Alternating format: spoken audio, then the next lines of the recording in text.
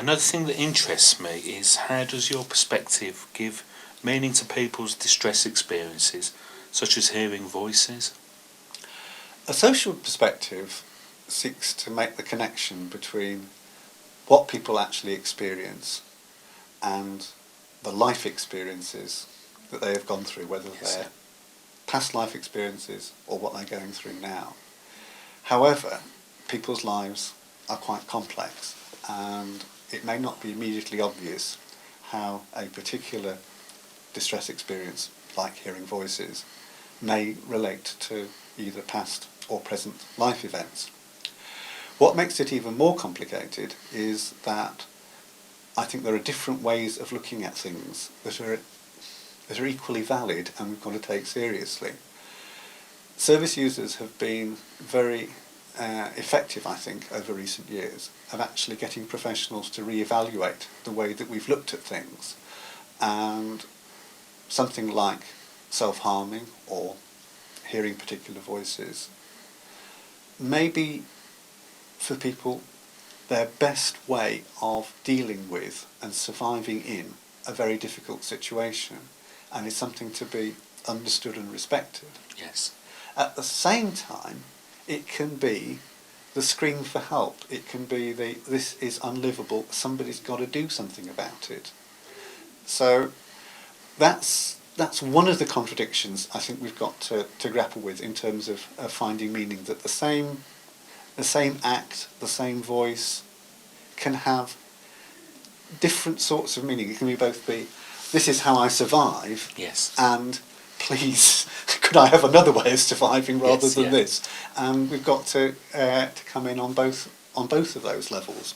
If we look more specifically at the experience of hearing voices, people actually hear voices in all sorts of different ways, but it's quite common for people to hear some voices that are actually anything from the childhood imaginary friend onwards. They are, maybe people experience them as spirit guides, or somebody that may give good, a voice that gives good advice or calms you down or whatever. So some voices seem to have quite a positive, yes, yeah, survival type value.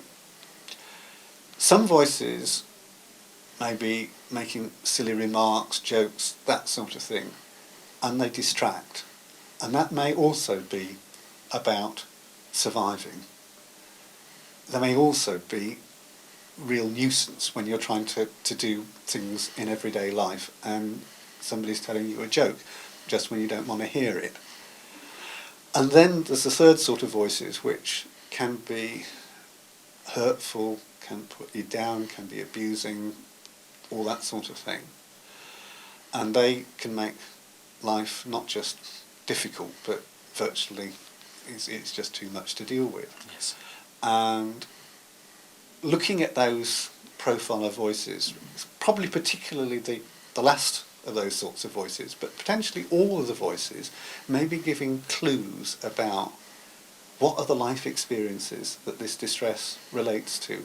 If voices are being really lewd and sexualising, then is this referring back to an experience of sexual abuse or something that was very uncomfortable, yes, at the very least, sexually? Yeah. If you've got a hectoring voice that's saying you're living a worthless life and all that sort of thing, was there a real person who spent a lot of time telling you how useless you were and so on, and that's just a tape that's carrying on playing through your head? For some people, I think this is very hard to make the connection between voices and real life. For others, once they start doing it, wow, it's so much, things start to make sense, and the distress experience becomes meaningful rather than how can I get on with my real life and ignore that bit. Well, those voices are actually telling me something that's quite important about my life, and I need to respond to them. In relation to assessing, what do you think people may need in terms of treatment, therapy or support?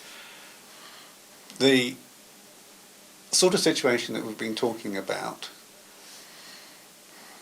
what we hope is that by teasing out a bit, well, what Yes. is the distress saying, then that may be useful in setting the agenda for therapy or counselling. Something's going to be a lot clearer now. These are the life issues that I've not That's it, dealt with yes, very yeah, well, and yeah. I need to have better strategies for Yes, dealing yeah. with them. It may also be very useful in setting the agenda in terms of, well, what are my particular vulnerabilities or trigger points? What are the social situations that I find particularly difficult to handle, and therefore where I may need, at least in the short term, support either from professional helpers or from carers or other people in my network.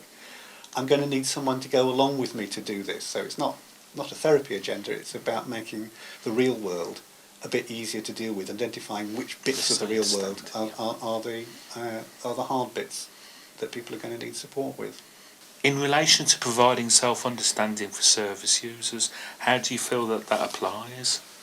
Well, I think that's very much where I'm starting from, that I don't think social perspectives work in terms of me getting it all right in my head and mapping somebody's life out and making all these connections. That's really neither here nor there. What makes a difference is if the person who's going through the experiences makes connections that are valid for them, and then that helps to set an agenda for me to work with them. So I think Yes. their self-understanding Yeah. is the core of this, and then that's something that others can work around. It's not for me to say, you've got to have the right sort of insight, which is the way that I see it, because Yes. that's no use to anybody. Yeah. And how can this apply in relation to understanding for people who are carers? I think it's the same answer I've just given, really, in terms of carers can feel really bewildered as Yes. to how they can help, and they may find that the things that they think that they're doing to help actually seem to be making things worse, but it's not at all obvious why that's happening. If carers can have some understanding of these are the connections between this person I care about and their distress and their life, sometimes these may be very painful things, but for a lot of people, dealing with the fog, dealing with the unknown, is just the worst. Yes. If it is, we are dealing with, I never knew when we got married, I knew nothing about this, but I now know that my partner was abused as a child. Difficult stuff to deal with, but at least you can be there for that person while they're beginning to deal with those things, rather than dealing with what seem to be completely unconnected behaviours, moods and so on, that are just so hard to live with because they don't seem to have a meaning. Once they start to have a meaning, it may be painful, but you can do something with it. It's giving a name to the unknown, isn't it? So that you can, as you said, you can work with it and you can deal with it.